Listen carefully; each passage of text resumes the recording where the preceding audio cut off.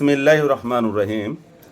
৩রা December ২০২৪ ভারতে আগরতলা রাজ্যে Bangladesh high commission অফিসে পতাকা পুড়িয়ে ফেলা এবং ভাঙচুরের প্রতিবাদে গতকাল রাতেই বাংলাদেশের ছাত্ররা বিভিন্ন জেলা শহরে মিছিল করেছে।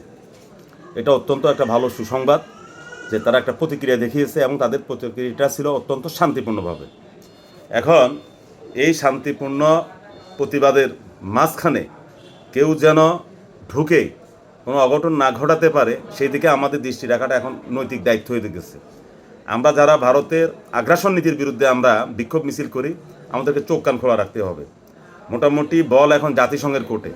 জাতিসংঘ এবং অন্যান্য বিশ্বের যারা পরাক্রমশালী রাষ্ট্র তারা দেখেছে যে ভারতে বাংলাদেশ হাই কমিশনে কীভাবে হামলা হয়েছে এবং ভারতকে এটার জবাবদিহি করতে হবে। ভারত কীভাবে জবাবদিহি করবে সেটা ভারতের নিজস্ব ব্যাপার। কিন্তু এই সুযোগে বাংলাদেশ থেকে যেন কোনো অঘটন না ঘটে সেটার দিকে দৃষ্টি রাখা হলো আন্দোলনকারীদের নৈতিক দায়িত্ব এবং তাদের চোখ কান খোলাই রাখতে হবে। ধরুন আজকে আবার দিল্লিতে বাংলাদেশ দূতাবাসে একটা বাংলাদেশের পতাকা পুড়িয়ে ফেললো। আমরা আমাদের বাংলাদেশ থেকে আমরা বিক্ষুব্ধ জনগণ যদি আবার ভারতের হাই কমিশনে আমরা ভাঙচুর করি তাহলে কিন্তু খেলাটা ড্র হয়ে গেল।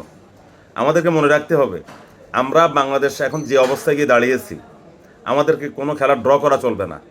কোনো খেলায় আমরা হেরে যাব সেটাও হবে না। আমাদেরকে জয়লাভ করতে হবে এই খেলাতে জয়লাভ করতে হলে সর্বপ্রথম আমরা যারা বাংলাদেশেই আছি, আমরা বাংলাদেশের যারা ভারতের আগ্রাসন নীতির বিরুদ্ধে, তাদেরকে ঠান্ডা মাথায় প্রত্যেকটা চাল চালতে হবে দাবারগুটির মতো।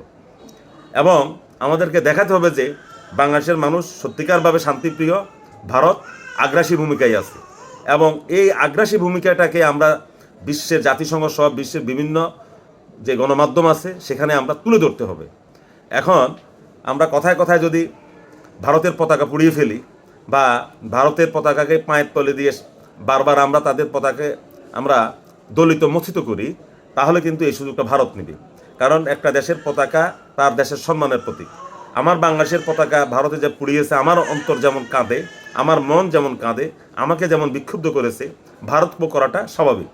তাই যারা বাংলাদেশের শান্তিপ্রিয় মানুষ আছেন সবার কাছে, যারা আমার এই ভিডিও দেখেন দেশ এবং বিদেশে, আপনাদের কাছে একান্ত অনুরোধ, আপনারা সামাজিক যোগাযোগ মাধ্যমে এমন কোনো উস্কানিমূলক কথা বলবেন না যে উস্কানিমূলক কথায় আপনাদের উস্কানিমূলক আহ্বানে বাংলাদেশের সাধারণ জনগণ না বুঝে অবুঝের মতো ভারতের বিভিন্ন উপদূতাবাসগুলোতে গিয়ে ঢিল ছোড়ে বা সেখানে গিয়ে ভারতের পতাকা টেনে পুড়িয়ে ফেলে যে কাজটা ভারত করেছে।